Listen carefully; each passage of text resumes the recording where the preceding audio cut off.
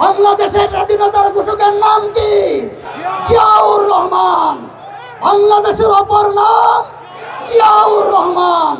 সুতরাং আগামী 12ই ফেব্রুয়ারি আমাদের আপনাদের সামনে সময় এসেছে, অপশক্তিকে না বলতে হবে, প্রতিহত করতে হবে।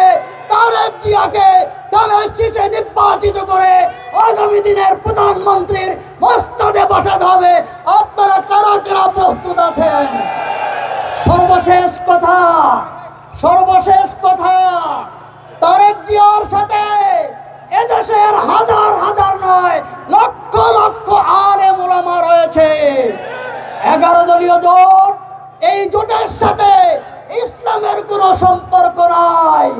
এই জোটের লোকেরা মওদুদের ইসলামে বিশ্বাসী, আর আমরা মদিনার ইসলামে বিশ্বাসী। দেখা হবে আগামী দিনে মওদুদের অনুসারী আর মদিনার অনুসারীদের মাঝে 12 তারিখে লড়াই হবে।